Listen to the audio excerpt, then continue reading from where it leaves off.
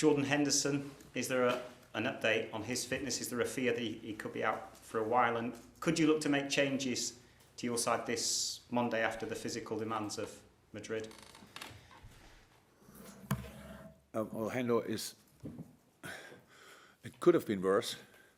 So, we all know it was a hamstring thing, and we heard of different hamstring injuries now around in the Premier League, obviously, for Harry Kane, for example, stuff like that. It's not that bad, but he will be out, I think, for 3 weeks or so, which is not cool, but how we see it, it's we were still lucky. And yeah, that's it. Changes, I could, because apart from Hendo, all the other boys are fit, but Tuesday, Monday is absolutely no need to do it. That's enough time. That's longer than we usually have. So, yeah, we will see who will start and stuff like this, and maybe we'll make more changes, but not because of the Atletico game. Arsene Wenger has said this week that he wants to change marginal offside decisions to favour the attacking team. There's been a lot of controversy around VAR this season. Would you be in favour of that? I heard about it, what Arsene said, exactly, the daylight rule, right? Kind of. He named it a daylight thing.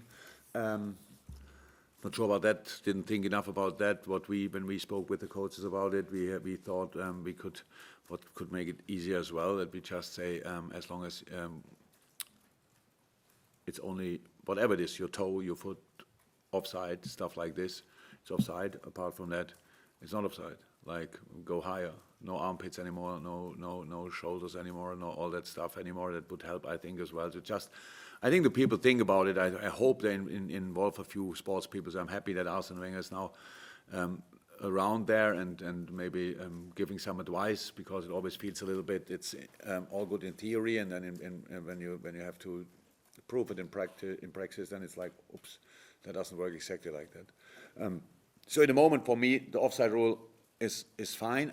It's, of course, it takes too long because it's so close, because we decide then really, and is it 100% with the lines and stuff like this, that makes it a bit complicated. But if then in the end it's offside, then it's offside. So we had these situations, it was the armpit and stuff like this, we had that, but it's offside. So I have no problem with that.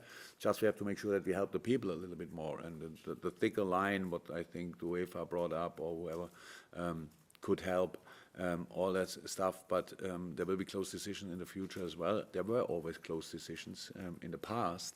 It just didn't take that long to find out, because the linesman put a flag up then. So afterwards, after the game, you heard it was not offside. So it was not nice for the linesman. It was not nice for anybody. But there were always discussions around offside.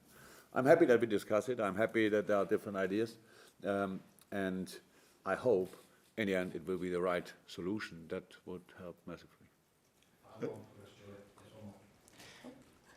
There's a story today about a young Manchester United fan who wrote to you asking Liverpool to lose, and you replied. Yeah. What prompted that? Were you feeling sympathetic because you're so far ahead of United at the moment? Had nothing to do with that. So we had time. That helps in that moment. I cannot answer all letters what I get over the day, and I get a lot.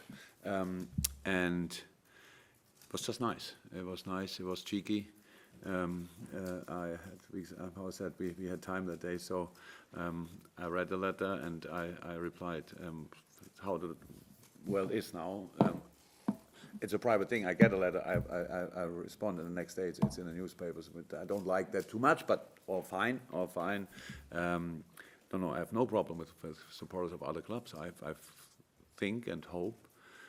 No, it's a free world, so we can choose our club. I don't think everybody has to be a Liverpool fan, but I like working for Liverpool, and I like the rivalry we have, but I love it even more if we can keep that on the pitch. So apart from that, they can be happy, and we should be happy, and I hope Dara is now happy, and he looked like on the picture I saw later, so good. Just to follow up from that, Jurgen, because the one thing you've always said is that football is for everyone. There shouldn't be that sort of rivalry. But I know you said it was a little bit cheeky, but you must get like so many letters. Was it just the cheekiness that stood out for you? 10 years old. That came all together. Cheeky, 10 years old, which I think is a nice age where you should start being cheeky. And it was smart as well. It was just, I thought it's a good idea. Try it. Why not? And but it's, so how I said, we try to respond to as many as possible, but it's just not possible. In a moment, we are in an obviously positive period, and that means the letters are pretty much all friendly, but still cannot reply for all of them. But we try as often as possible. But I think the people know that. They write most of the time. I know you will not respond. I know you can't respond, and all that stuff. I read them. Yeah, I think nearly all. If they are not, so I don't open them. Somebody read it before and give it then to me. So probably there are a few which are not that nice, and I don't see. But no, that's all cool. People know that I cannot respond to all of them. Anything else, Julia? No. No, fair play, Conor, Mike. Jurgen, incredible season so far, winning match after match after match. And I know it was a different competition, but when you lose a game, as you did against Atletico Madrid in midweek, and when we speak to you about league games and the last game that you've won, you always say that that's forgotten about. It's about the game that's in front of you. But can you sense amongst the players an even more added determination in the next game after a defeat to not put things right because it's a different competition, but to reach the levels that they've already done? It's to put things right, just not in the competition. It's about. So it's a little bit strange. So yes, we lost the game, and there's absolutely no positive in it. We lost the game, but it's important. If there's then any help in that result, it's that you felt a defeat, and it felt like a defeat. It felt after the game like a defeat. It felt the next morning like a defeat. It was nothing. Nobody thought, yeah, but in the league we are like this, and we have still. It's all what we said after the game, like it's not done yet. It's the truth. We know that, but it's not that we say Anfield alone will sort it at the end. So we have to put a proper performance in. Atletico showed obviously a lot of passion, desire, stuff like this, fought for the result. They will fight here for the result, 100%. So, but the thing is, and that's what I mean with to put it right, is to get the other feeling back. The other feeling, it's a bit, which I don't think we ever lost after that. We lost that feeling, how a win feels, but we won a few games, and so now we lost it, and the difference is massive. The difference is massive, much more than 3 points. It's really from sunshine to hardest rain, and that's how it should be. If you really want to be successful, and if you could be successful, what we could have been in that game, then it has to feel really bad, and that's how it felt. So yes, we want to put things right, even when it's a different competition. West Ham are struggling, Liverpool in incredible form. So on paper, it's an easy 3 points, but football isn't like that. And teams at the bottom at this stage of the campaign quite often put together runs. And the Hammers have given you some tough matches during your period in charge. And Mikel Antonio in particular has always showed up well against you. And they do have talent there. They have. They didn't have Anderson on the pitch, and they didn't have Haller on the pitch, which I know both and like a lot. Lanzini on the bench, stuff like this. So you see that what the quality they have. And I saw the game. I could watch it. It was Wednesday. We came home Wednesday afternoon, so I could watch the game.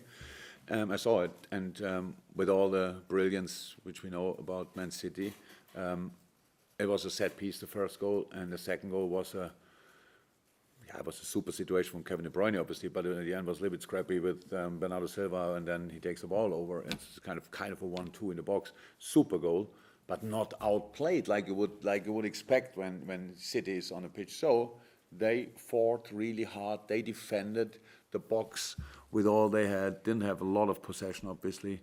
So I wouldn't expect that they go for much more possession against us, but they will defend again with all they have. And I think, I didn't hear exactly what David said after the game, but I think they took some positives out of that game, and they will try it again, and we have to be ready for that. So it's Monday night, so it's night, whichever day. We need a really good atmosphere again, and not kind of this perception that you go there and think, okay, 1-0 after 7 minutes, 2-0 after 25, and then it's easy going. It will not be like this. West Ham needs to fight for results, and they will fight for results. These two games they have tough games coming up for them as well, so they don't have time to waste points or whatever. And so I expect a really tough match, 100%.